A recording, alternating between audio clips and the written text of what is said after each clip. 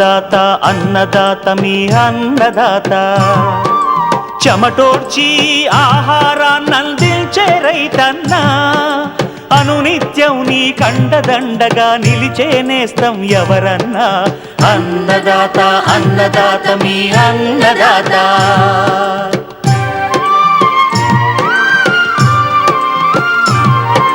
నూతన రీతుల సాగుబడికి నూరింతలు పెరిగే దిగుబడికి సూచనలిచ్చే సస్య రక్షణకు పశు పోషణకి శాస్త్ర విజ్ఞానం అందించి ముందుకు నడిపే తెలుగు రైతు భారతదేశానికి మకుటం అయ్యేలా తీర్చిదిద్దే ఆశయంతో మిమ్ము మేలు కొలిపేది అన్నదాత అన్నదాత అన్నదాత మీ అన్నదాత అన్నదాత అన్నదాత మీ అన్నదాత. అన్నదాత ప్రేక్షకులకు నమస్కారం. ఈనాటి ముఖ్యాంశాలు: దొండ సాగు లాభసాటిగా ఉందంటున్న తిరుపతి జిల్లా రైతు అనుభవాలు, అరటిలో సిగటోగా ఆకుమచ్చ తెగులు నివారణ, ఇంకా జై కిసాన్ వ్యవసాయ సమాచారం.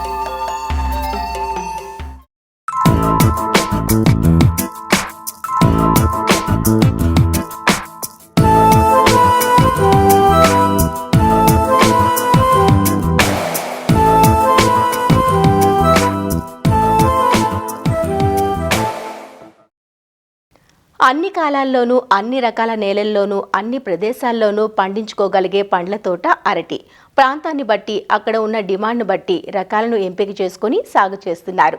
వర్షాకాలంలో అరటికి సిగటోగా తెగులు ఉధృతి ఎక్కువగా ఉంటుంది. తెగులు తీవ్రమైతే అరటి గల నాణ్యత దిగుబడి గణనీయంగా తగ్గిపోతుంది. అరటి నాటిన దగ్గర నుంచి కోత వరకు ఏ దశలోనైనా కనిపించే సిగటోగా తెగులు నివారణకు అన్ని రకాల చర్యలను సమగ్రంగా పాటించాల్సి ఉంటుంది. అరటిలో సిగటోగా తెగులు నివారణ గురించి తెలియజేస్తున్నారు డాక్టర్ వైఎస్ఆర్ ఉద్యాన విశ్వవిద్యాలయం కొవ్వూరు ఉద్యాన పరిశోధన స్థానం శాస్త్రవేత్త డాక్టర్ ఏ స్నేహలత. ఈ సిగటోకా ఆకుమచ్చ తెగుల్ని ఈ మధ్య కాలంలో పేరు మార్చారండి. అది ఈమ్యూసే ఆకుమచ్చ తెగులు అంటున్నాము. ఇదేంటంటే ఈ తెగులుని స్యూడోసర్కోస్పోరా అనే శిలీంధ్రం కలుగచేస్తూ ఉంటుంది. ఈ స్యూడోసర్కోస్పోరాలో 2 రకాల స్పీషీస్ ఉంటాయండి. ఒకటి వచ్చి స్యూడోసర్కోస్పోరా మ్యూసికోలా, ఇంకొకటి స్యూడోసర్కోస్పోరా ఈమ్యూసే. మనం ఎప్పుడు చెప్పుకునే సిగటోకా అనేది స్యూడోసర్కోస్పోరా మ్యూసికోలా అనే శిలీంధ్రం వల్ల వస్తుంది. ఇప్పుడున్న ఆధునిక పరిజ్ఞానంతో మన దగ్గర ఉన్నది స్యూడోసర్కోస్పోరా ఈమ్యూసేగా గమనించడం జరిగింది. కాబట్టి సిగటోకా కాదు, ఈమ్యూసే ఆకుమచ్చ తెగులు అని నిర్ధారించడం జరిగింది. వర్షాకాలంలో ఈ తెగులు యొక్క ఉధృతి ఎక్కువగా ఉంటుంది. వర్షపాతం ఉండాలి, అదేవిధంగా అధిక తేమ ఉండాలి, తర్వాత ఆకు మీద కొంచెం తడి అనేది ఉంటే కనుక ఈ సిగటోకా లేదు ఈమ్యూసే ఆకుమచ్చని కలిగించే శిలీంధ్రానికి అనుకూలించే పరిస్థితులు. కాబట్టి వర్షాకాలంలో మనకి ఈ తెగులు యొక్క ఉధృతి చాలా ఎక్కువగా ఉంటుంది. లక్షణాలను కనుక చూసుకున్నట్టయితే ముందుగా కింద వరుస ఆకుల మీద ఈనెలకు సమాంతరంగా పసుపు పచ్చ లేదు గోధుమ రంగులో మచ్చలు అనేవి ఏర్పడతాయి. ఈ మచ్చలన్నీ కూడా ఈనెల్లాగానే చిన్న చిన్న మచ్చలు ఒకదానికొకటి సమాంతరంగా ఎక్కువగా కనిపిస్తాయి. ఈ మచ్చలన్నీ సంఖ్య పెరిగిన కొద్దీ పరిమాణం కూడా పెరిగిన తర్వాత ఒకదానితో ఒకటి కలిసిపోయి ఆకు అంతా ఎండిపోవటం జరుగుతుంది. ఎండిపోవటం అనేది ఆకు చివరన కానీ అంచున కానీ ప్రారంభమైనప్పటికీ ఈనెలకు సమాంతరంగా ఈ చిన్న చిన్న మచ్చలు అనేది మనం ఎక్కువగా గమనిస్తాము. పొటాష్ ధాతు లోపం కానీ అదేవిధంగా కోడ్డాన ఆకుమచ్చ కానీ ఇలాంటి వాటితో కన్ఫ్యూజ్ కాకుండా ఈనెలకు సమాంతరంగా ఈ మచ్చలు ఉన్నాయా లేదా, అది కూడా ఎక్కువ సంఖ్యలో ఉన్నాయా లేదా, కింద ఆకుల్లో ప్రారంభమై క్రమంగా పైకి వెళ్తున్నాయా, ఇలాంటివి కనుక గమనించుకున్నట్టయితే కనుక మనం అది సిగటోకా ఆకుమచ్చ తెగులు లేదా ఈమ్యూసే ఆకుమచ్చ తెగులుగా నిర్ధారించుకోవచ్చు. ఈ ఆకులన్నీ ఎండిపోవటం వల్ల మనకి దిగుబడి అనేది తగ్గిపోతుంది. ఈ సిగటోకా ఆకుమచ్చ తెగులు అనేది మనకి గెల బయటికి వచ్చిన తర్వాత ఆశించినట్టయితే కనుక కొత్త ఆకు రాదు కాబట్టి ఉన్న ఆకులు ఎండిపోతాయి కాబట్టి కాయ నిండటం జరగదు. సగం సగం నిండి కాయ పండిపోయి రాలిపోవటం అనేది జరుగుతుంది. ఈ సిగటోక ఆకుమచ్చ లేదా ఈమ్యూసే ఆకుమచ్చ తెగులుకి మనం సమగ్ర సస్యరక్షణ పద్ధతులు అనేది చేపట్టాలండి. ముందుగా ఈ తెగులుని గ్రాండ్ నైన్ రకం అనేది అస్సలు తట్టుకోలేదు. ఈ గ్రాండ్ నైన్ రకాన్ని ఎంచుకున్న రైతులు వర్షాకాలంలో వస్తూ ఉంది అంటే కనుక తప్పనిసరిగా సమగ్ర సస్యరక్షణ చర్యలను చేపట్టాలి. ఇందులో ముందు జాగ్రత్తగా కలుపంతా ఉండకుండా నివారించుకోవాలి. అదేవిధంగా ఎండిన ఆకులు అలాంటి ప్రాంతాన్నంతా తీసివేసి వాటిని కాల్చివేసేయాలండి. తర్వాత రైతులు ముఖ్యంగా గమనించుకోవాల్సింది మొక్కకి మధ్య ఎడం అనేది సరిగ్గా పెట్టుకోవాలి. గ్రాండ్ నైన్ రకానికైతే 1.8 × 1.8 మీటర్ స్పేసింగ్ చెప్తాము. దగ్గరగా వేసుకున్నట్టయితే కనుక ఈ వర్షాకాలంలో తేమ శాతం ఎక్కువగా పెరిగిపోయినప్పుడు మనకి తెగులు ఉధృతి చాలా ఎక్కువయ్యే అవకాశం ఉంది. అదేవిధంగా ఎరువులు అనేది ముఖ్యంగా నత్రజని మరియు పొటాష్ ఎరువుల్ని సక్రమంగా వేసుకోవాలి. మనకి తెగులు ఇంకా మొదలవ్వకపోతే కనుక ముందు జాగ్రత్త చర్యగా మనం 2 రకాల మందులు చెప్పుకోవచ్చండి. మ్యాంకోజబ్ 2.5 గ్రాములు 1 లీటర్ నీటికి, లేదా క్లోరోథెలానిల్ 2 ml 1 లీటర్ నీటికి, ఈ రెండింటిని మనం మార్చి పిచికారీ చేసుకోవచ్చు. అదే తెగులు గమనించిన తర్వాత అయితే కనుక ప్రాపికొనజోల్ అనే మందును 1 మిల్లీలీటరు 1 లీటర్ నీటికి కలుపుకుని, దీంతో పాటు లీటర్కి ఒక 10 మిల్లీలీటర్లు మినరల్ ఆయిల్ కూడా కలుపుకోవచ్చండి. ఈ మినరల్ ఆయిల్ లేకపోయినా సరే జిగురు మందుని తప్పనిసరిగా కలుపుకోవాలి. కలుపుకుని ఈ మందుని 3 సార్లు 25 రోజుల వ్యవధిలో మనం కొట్టుకున్నట్టయితే కనుక ఈ సిగటోకా తెగుల్ని మనం అదుపులో ఉంచుకోవచ్చు. అదే ఈ మధ్య కాలంలో ఏంటంటే దీని యొక్క ఉధృతి చాలా ఎక్కువగా గమనించడం జరుగుతుంది. ఎక్కువగా వర్షపాతం 2-3 నెలలు వరకు పడుతూ ఉండటం వల్ల ఒక్కోసారి ఈ ప్రాపికొనజోల్ మందు 3 సార్లు పిచికారీ చేసినా సరే మనకి కంట్రోల్ కాకపోవచ్చు. అలాంటప్పుడు ఏంటంటే ప్రాపికొనజోల్ 1 మిల్లీలీటరు 1 లీటర్ నీటికి కలుపుకొని పిచికారీ చేసుకోవాలి. రెండో పిచికారీ కింద కార్బండాజిమ్ మరియు మ్యాంకోజబ్, ఇది ఒక మిశ్రమ మందు 1 గ్రాము 1 లీటర్ నీటికి కలుపుకొని పిచికారీ చేసుకోవాలి. తరువాత ఇంకా మనకి ఉధృతి ఉన్నట్టయితే కనుక 25 రోజుల తర్వాత ట్రైఫ్లాక్సిస్ట్రోబిన్ ప్లస్ టెబుకొనజోల్, ఈ మందుని 1.4 గ్రాములు 1 లీటర్ నీటికి కలుపుకుని పిచికారీ చేసుకోవాలి.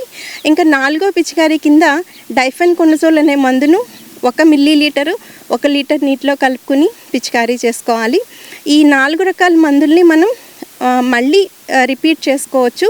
ఉధృతిని బట్టి తెగులు ఉన్నట్లయితే కనుక ఇవే మందుల్ని మళ్ళీ మనం ఇంకొకసారి పిచికారీ చేసుకోవచ్చు. ఇక్కడ రైతులు గమనించాల్సింది ఏంటంటే గెల కోసే 45 రోజుల ముందే ఈ పిచికారీలన్నీ ముగించుకోవాలి. ఇలా సమగ్రంగా మనం సస్యరక్షణ పద్ధతులు చేపట్టినట్టయితే కనుక ఈ సిగటోకా లేదా ఈమ్యూసే ఆకుమచ్చ తెగుల్ని మనం సమర్థవంతంగా నివారించుకోవచ్చు.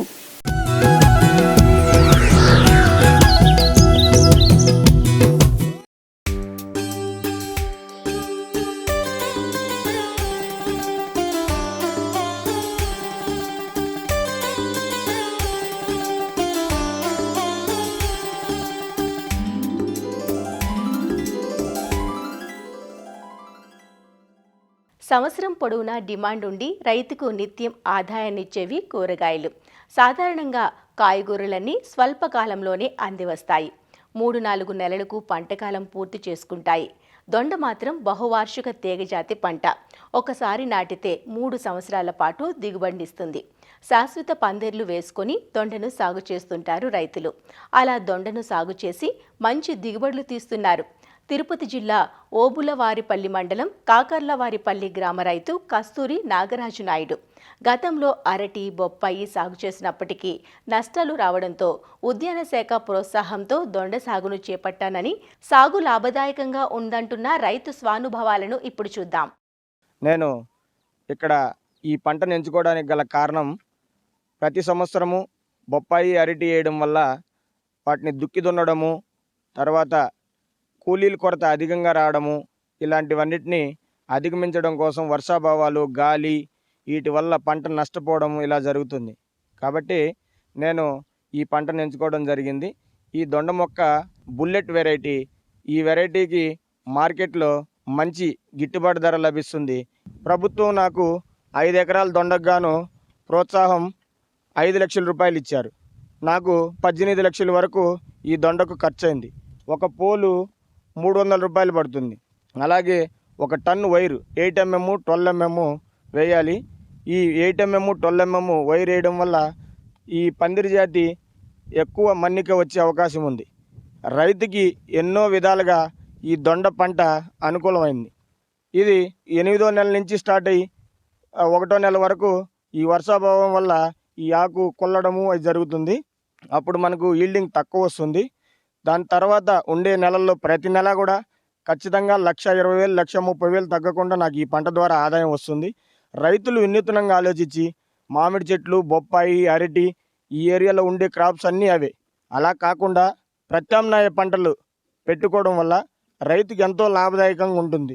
తొలుత 1 హెక్టార్కి మాత్రమే నాకు గవర్నమెంట్ వారు డబ్బులు ఇవ్వడం జరిగింది. ఆ హెక్టార్కి నేను గవర్నమెంట్ వారు ఇచ్చిన డబ్బులతోనే సరిపోతుందనే ఉద్దేశంతో నేను ముందుకెళ్ళాను. కానీ అలా కాకుండా నాకు 9 లక్షల రూపాయలు ఖర్చు వచ్చింది. ఎందుకు ఖర్చు వచ్చింది అంటే నాకు గుంటూరు నుంచి మేస్త్రి అనే వాళ్ళు వచ్చి ఏదో గవర్నమెంట్ వాళ్ళు చెప్పిన ప్రకారం అయితే మీరు ఇంత దూరం వేసుకుంటే ఈ పందిరి నిలవదు, కాబట్టి ఇది 10 అడుగులకు ఒక పోల్ ఉండాలి, ఇంత చిక్కంగా వైర్ ఉండాలి, ఉంటేనే పందిరి నిలబడుతుంది. వాళ్ళు నాకు సలహా ఇవ్వడం జరిగింది. నేను రైతుగా ఆలోచించి గవర్నమెంట్ వారు ఇచ్చే ప్రోత్సాహంతోనే మిగతా డబ్బులు నేను పెట్టుకొని వేయడం జరిగింది. దీంట్లో మంచి దిగుబడి వచ్చింది, నాకు మంచి డబ్బులు వచ్చాయి. నేను ఒక రైతుగా ఎంతో గర్వపడుతున్నాను. ఈ పంట ఈ ఏరియాకి సూటబుల్ అవుతుంది. ఇప్పుడు ఈ పంటలో కూడా చాలా మెలకువలు ఉన్నాయి. ఇప్పుడు ఎగ్జాంపుల్ మీరు తీసుకుంటే కనుక ఈ విధంగా 2 తీగలు మాత్రమే పైకి పంపించాలి. ఎక్కువ తీగలు పంపించితే ఇదేమవుతుందంటే కిందనే అల్లుకొని చెట్టు పైకి తొందరగా అల్లుకునే అవకాశం ఉండదు. దీన్ని ప్రూనింగ్ చేయాలి. ఈ ప్రూనింగ్ చేసిన తర్వాత ఇలాగా 2 తీగలు లేదు అంటే 3 వెళ్ళిన తర్వాతే ఈ చెట్టు ఇంత బలమవుతుంది. ఈ చెట్టు వయసు 2 సంవత్సరాలు. 2.5 ఎకరాలో ఫస్ట్ పెట్టాను. ఒక కోతకి 4 టన్నుల వరకు దిగుబడి వస్తుంది. 20 రూపాయలతో యావరేజ్ చేసుకున్నా కూడా నాకు 80,000 రూపాయలు ప్రాఫిట్ ఉంది. కూలీల ఖర్చు, కమిషను అన్నీ పోను నాకు 60,000 రూపాయల వరకు గిట్టుబాటు అవుతుంది. ఇలాగే నెలకు 3 కోతలైతే మనకు ఖచ్చితంగా అందుబాటులోకి వస్తాయి. అంటే 3 ఆర్ల 18 1,80,000 వరకు నాకు ప్రతి నెల అందింది. నేను ఇదొక బిజినెస్గానే చూస్తున్నాను తప్ప ఒక వ్యవసాయంగా చూడడం లేదు. ఈ బిజినెస్ ఏంటి అంటే మంత్లీ ఇన్కమ్ వచ్చేటట్టు రైతుకు ఉంటేనే రైతు కూడా మనుగడ సాగగలుగుతాడు. ఇప్పుడు బొప్పాయి ఉంది, ఎరువులు తీసుకురావాలి, నాటాలి, వాటిని సంవత్సరం కొనామొదటికి సాగు చేయాలి.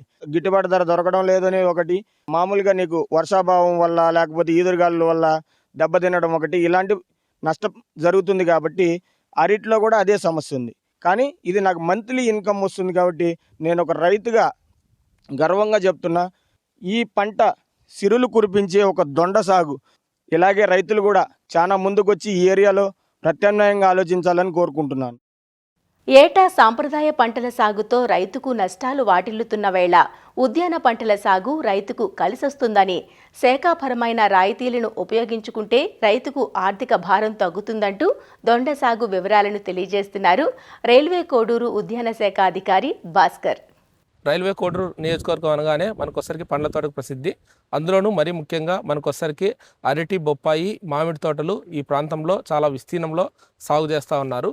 ఈ ప్రాంతంలో పంట వైవిధ్యము అదేవిధంగా పంట మార్పిడి కోసము డిపార్ట్మెంట్ ఆఫ్ హార్టికల్చర్ వారు రైతులను ఇతర పండ్ల తోటలు అదేవిధంగా కూరగాయలు, పూల తోటల వైపు మనకొసరికి అవగాహన కల్పించి ప్రోత్సాహం చేస్తున్నాము. ఈ దొండ పంట సాగుకి సంబంధించి మనము ఒక 3 అంశాలు ముఖ్యంగా పరిగణలోకి తీసుకోవాలి. ఒకటి వచ్చేసరికి వెరైటీ ఎంపిక, అదేవిధంగా సాగు చేసే విధానము, మార్కెటింగ్. ఈ 3 అంశాలని మనం దృష్టిలో పెట్టుకొని మనం వచ్చేసరికి ఈ పంట సాగు అనేది వెళ్ళాలి. ఈ వెరైటీస్ విషయానికి వస్తే మనం ఇందులో వచ్చేసరికి మనకి 3 రకాల వెరైటీస్ అనేవి ఉంటాయి. లావు దొండ, అదేవిధంగా పెన్సిల్ దొండ, నేతి దొండ అని ఈ 3 రకాలు అనేవి ఉంటాయి అన్నమాట. ఇప్పుడు పెన్సిల్ దొండ వచ్చేసరికి మనకి మహారాష్ట్ర ఈ విధంగా ఇతర రాష్ట్రాల్లో ఎక్కువగా కన్జ్యూమ్ చేస్తారు. అదేవిధంగా మనకి లావు దొండ వచ్చేసరికి తెలంగాణ స్టేట్లో ఎక్కువ కన్జ్యూమ్ చేస్తారు. నేతి దొండ వచ్చేసరికి ఆంధ్రప్రదేశ్ స్టేట్లో ఎక్కువ కన్జ్యూమ్ చేస్తారు. ఈ పంటను మనకు స్టెమ్ కటింగ్స్ ద్వారా మనకి సాగు చేస్తారు. ఆ స్టెమ్ మనకు వచ్చేసరికి పెన్సిల్ థిక్నెస్ వచ్చినప్పుడు మొక్క యొక్క మిడిల్ పోర్షన్ నుంచి కటింగ్స్ అనేవి తీసుకుంటాము. ఈచ్ కటింగ్ కూడా మనకు వచ్చేసరికి కనీసం ఒక 4 నుంచి 5 కనుపులు ఉండేలా చూసుకుంటాము. ఈ స్టెమ్ కటింగ్స్ని పాలిబ్యాగుల్లో మనం నాటుకున్నట్లయితే 20-25 రోజుల్లో చిగుర్లు వేయడం అనేది జరుగుతుంది. ఈ స్టెమ్ కట్టింగ్స్ని మనం ప్రధాన పొలంలో అనేది నాటుకోవచ్చు. ఒకటి వచ్చేసరికి మనకి బోధల ద్వారా, అదేవిధంగా శాశ్వత పందుల ద్వారా. ఈ బోధల ద్వారా మనం సాగు చేసే క్రమంలో మనకు వచ్చేసరికి ఈ చీడపీడలు అనేవి ఎక్కువ కావడము, తద్వారా మనకు వచ్చేసరికి రైతు నష్టపోవడం అనేది ఎక్కువగా జరుగుతూ ఉంది. ఈ శాశ్వత పందుల్లో అయితే దీనిలో మేనేజ్మెంట్ అనేది చాలా ఈజీగా ఉంటుంది. దాంతోపాటు హార్వెస్టింగ్, తర్వాతసరికి ఫ్రూట్ యొక్క క్వాలిటీ కూడా బాగుంటుంది. మొక్కలు నాటుకునే దానికన్నా ముందు మనం ఒకసారికి ఈ పర్మనెంట్ పెండాల్స్ యొక్క స్ట్రక్చర్ని మనం కన్స్ట్రక్ట్ చేస్తాము. 8 నుంచి 10 అడుగుల పోల్స్ మనకి మార్కెట్లో అవైలబుల్ అవుతాయి అన్నమాట. మనం రైతులకు 10 అడుగులు పోల్స్ తీసుకోమని చెప్తాము. ఎందుకంటే దాదాపు ఇందులో 1.5 అడుగులు మనకు వచ్చేసరికి భూమిలోకి వెళ్తుంది. దాదాపు మనకు వచ్చేసరికి పైన 8.5 అడుగులు మనకి ఉంటుందన్నమాట. ఒక అర అడుగు వైర్ కట్టడానికి పోయినా కూడా ఇంకా 8 అడుగులు ఉంటుంది కాబట్టి మనము పారాడడానికి, కాయలు హార్వెస్ట్ చేయడానికి, లేదా సస్యరక్షణ చర్యలు చేపట్టడానికి చాలా ఈజీగా ఉంటుంది. 15 అడుగులకి ఒకటి చొప్పున మనం వచ్చేసరికి నాటుకోవడం అనేది జరుగుతుంది. అదేవిధంగా ఈ తీగను అల్లించడానికి జల్లెడ ఆకారంలో వైర్ అనేది అల్లిస్తాం అనమాట. ఈ స్టెమ్ కట్టింగ్స్ని వరుసల మధ్య దూరము 2 మీటర్లు, ఒక మొక్క మధ్య 1 మీటర్ దూరంతో నాటుకోవడం జరుగుతుంది. మొక్కలు నాటుకున్న తర్వాత ఈ పైన కేజ్ నుంచి ఒక థ్రెడ్ని అనేది మనం హ్యాంగ్ చేసి పాకడానికి గాను క్రమక్రమంగా ట్రైనింగ్ అనేది చేయడం జరుగుతుంది. వితిన్ ఒక 3 మంత్స్లో మనకు ఒకసారికి మొక్క టాప్ ఆఫ్ ద కేజ్ అనేది రీచ్ అవుతుంది అనమాట. మొక్కలు నాటిన తర్వాత 3 నెలల నుంచి ఫ్లవరింగ్ అనేది స్టార్ట్ అవుతూ ఉంటుంది. ఫ్లవరింగ్ వచ్చిన తర్వాత 1 మంత్ నుంచి మనకు ఒకసారికి ఫ్రూట్ సెట్టింగ్, అదేవిధంగా హార్వెస్టింగ్ అనేది స్టార్ట్ అవుతూ ఉంటుంది అనమాట. ఇక ఎరువుల యాజమాన్య విషయానికి వస్తే మొక్కలు నాటుకోవడానికన్నా ముందు ఎకరాకు ఒక 10 టన్నులు గాను పశువు ఎరువులు వేసుకొని మనం కలయి దున్నుకున్నట్లయితే బాగుంటుంది. ఈ శాశ్వత పందులలో కూడా ఈ బోధల విధానం కాకుండా రైతు బెడ్ వేసుకోవడం వల్ల అధిక వర్షాలు కురిసినప్పటికీ నీటి నిల్వలు ఎక్కువ వేరుకుళ్ళు తెగులు అనేది రాకుండా ఉంటుందన్నమాట. మనకి ఇందులో ప్రధానంగా నైట్రోజన్, ఫాస్ఫరస్, పొటాషు ఈ 3 మూలకాలతో పాటు బోరాన్, ఈ 4 మూలకాలు కూడా ఈ పంట సాగులో ప్రధాన పాత్రను పోషిస్తాయి.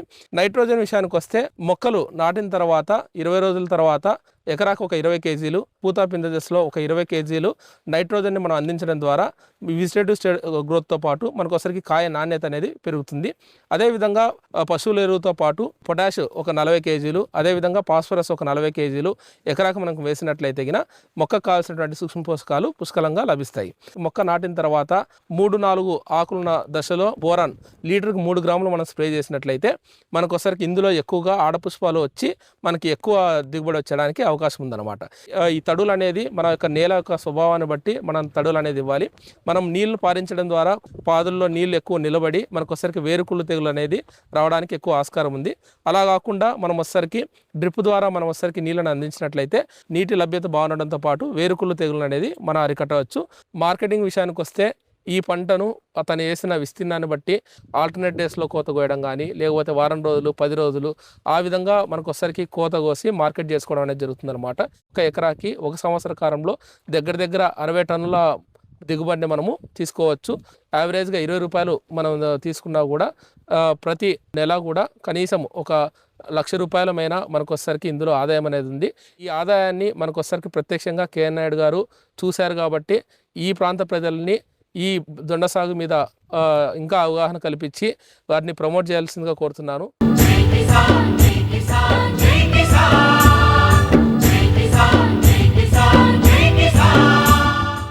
వ్యవసాయ సమాచారం ఇప్పుడు జై కిసాన్లో చూద్దాం.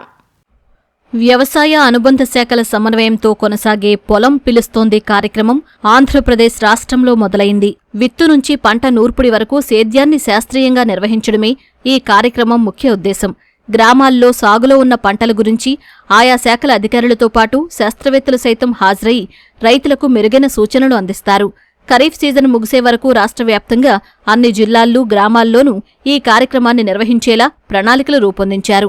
వ్యవసాయంతో పాటు అనుబంధ రంగాల్లోనూ రైతులకు సూచనలు ఇవ్వడమే కాకుండా ఆయా శాఖల ద్వారా అమలయ్యే పలు కార్యక్రమాలు, పథకాలు, ఇతర అంశాలను రైతులకు వివరించనున్నారు. ఈ యొక్క పొలం పిలుస్తుంది ప్రోగ్రాం యొక్క ముఖ్య ఉద్దేశం మన అగ్రికల్చర్ డిపార్ట్మెంట్తో పాటు అలైడ్ డిపార్ట్మెంట్స్, అగ్రి, హార్టికల్చరు, అదేవిధంగా ఫిషరీస్ కానీ, వెటనరీ కానీ వీళ్ళందరితో పాటు సైంటిస్టులు ఎవరైతే అది ఆర్ఎస్కే వైజ్గా కూడా మనకి సైంటిస్టులు ఈ సంవత్సరం కూడా మ్యాపింగ్ చేయడం జరిగింది.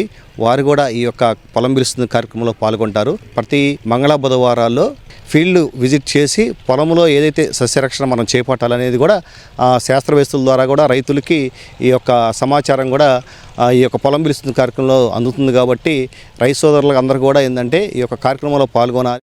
పొలం పిలుస్తుంది అనే కార్యక్రమాన్ని ప్రారంభించడం జరిగింది. ఇది ఖరీఫ్ సీజన్కి మనకి 3 నెలలు షెడ్యూల్ ఇవ్వడం జరిగింది. ప్రతి ఆర్ఎస్కే పరిధిలో ప్రతి మంగళ బుధవారాల్లో ఈ యొక్క కార్యక్రమాన్ని నిర్వహించడం జరుగుతుంది. నాటు మొదలు హార్వెస్టింగ్ దాకా, అంటే కోత దాకా, సీడ్ టు సీడ్. అట్లాగే మన వ్యవసాయ శాఖలో ఉన్నటువంటి క్రాప్ ఇన్సూరెన్స్ గురించి కానివ్వండి, వివిధ రకాల స్కీమ్స్కి సంబంధించి కూడా మనం చెప్పడం జరుగుతుంది. మరియు ముఖ్యంగా ఈ పొలం పిలుస్తుంది కార్యక్రమంలో వ్యవసాయ శాఖ మరియు అనుబంధ శాఖలు కూడా పాల్గొని శాస్త్రవేత్తల పర్యవేక్షణలో కూడా సాంకేతిక సలహాలు ఇవ్వడము, సస్యరక్షాపరమైన అంశాల మీద వీళ్ళకి అవగాహన కల్పించడం అనేది ముఖ్య ఉద్దేశము.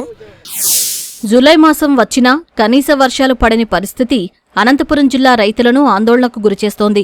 చినుకు కోసం రైతులు ఆకాశం వంక చూడాల్సిన పరిస్థితి నెలకొంది. ప్రభుత్వం రాయితీ వేరుశనగ విత్తనం సిద్ధంగా ఉంచినప్పటికీ ఈసారి వర్షాలు తక్కువగా ఉంటాయని శాస్త్రవేత్తలు అప్రమత్తం చేస్తున్న నేపథ్యంలో సాగు చేయడానికి రైతులు ముందుకు రాని పరిస్థితి నెలకొంది. అన్నమయ్య జిల్లాలో ఇప్పటివరకు కేవలం 2% సాగు చేయగా శ్రీ సత్యసాయి జిల్లాలో 9% మాత్రమే రైతులు విత్తనం వేశారు. ఇంతకుముందు సార్ బాగా వ్యవసాయం చేసుకుంటున్నాము. కాడి ఎద్దులు, బండి, బాగా ఉరుమళ్ళు వేసుకుంటాంటివి, పొలాలు వేసుకుంటాంటివి. ఏదో సరే ఇప్పుడు ఈ కాలంలో అంతా వర్షాలు లేక ఏం లేక మామూలు ఇదే అయిపోయినాం సార్. మేము సంవత్సరం 12 మూటలు చెనికాయ 60 మూటలు అమ్ముతాండి. ఈసారి జూన్ జూలై వరకు వర్షమే లేదు, చేను దున్నల ఇంతవరకు. జూలై స్టార్టింగ్ వచ్చినా కూడా మాకు వర్షాలు లేవు, తుంగభద్ర డ్యాంలో నీరు లేవు, రైతులు చాలా ఇబ్బంది పడుతున్నారు. ఏదైనా సహకరించి ప్రభుత్వం నుంచి కానీ ఈ నీటి సౌకర్యం వచ్చే ప్రయత్నం ఏదైనా చేస్తే బాగుంటుందని కోరుకుంటున్నాము.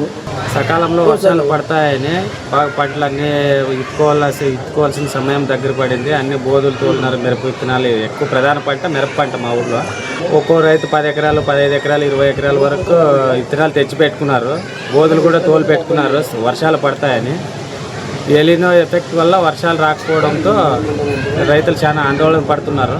జిల్లాలో ఈసారి వేరుశనగ సాగు విస్తీర్ణం తగ్గి దాని స్థానంలో కంది సాగైనట్లు వ్యవసాయ అధికారులు చెబుతున్నారు. కందితో పాటు సజ్జ, పత్తి, ఆముదం పంటలను రైతులు వేసుకున్నారంటూ వివరిస్తున్నారు. రైతుల అవసరాలకు తగినట్లుగా విత్తనం సిద్ధంగా ఉంచామని, అదును దాటిపోతే ప్రత్యామ్నాయ పంటల సాగుకు అవసరమైన విత్తన అవసరాలను ప్రభుత్వానికి నివేదించినట్లు చెబుతున్నారు. జూన్ మొదటి వారం 7 నుంచి 15 మధ్యలో 3 వర్షాలు కురవడం జరిగింది. సో దీనివల్ల కొంత ఒక 21 మండలాల్లో నార్మల్ కొద్దిగా ఎక్సెస్ వర్షపాతం కురిసిన దానివల్ల కొంతమంది రైతులైతే విత్తనం సాగు చేపట్టడం జరిగింది. 11 మండలాల్లో ఇంకా వర్షాభావ పరిస్థితులు అలానే కొనసాగుతున్నాయి.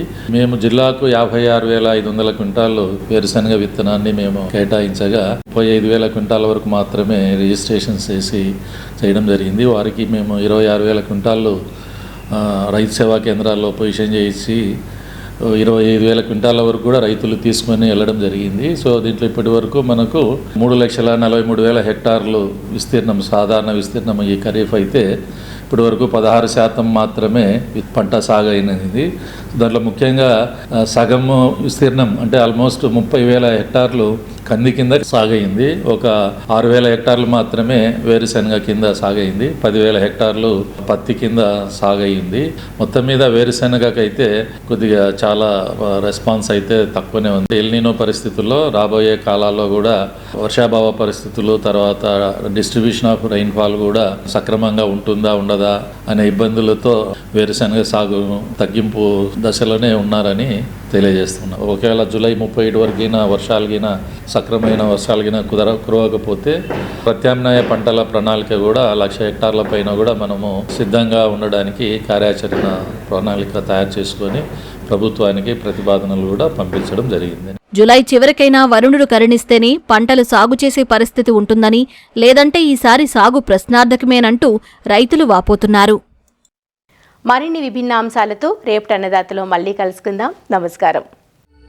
అన్నదాతలు తమ సందేహాలు, సమస్యలను 1800-425-4085 టోల్ ఫ్రీ నంబర్లో ఉదయం 10 నుంచి 11 గంటల మధ్య పని దినాలలో సంప్రదించగలరు.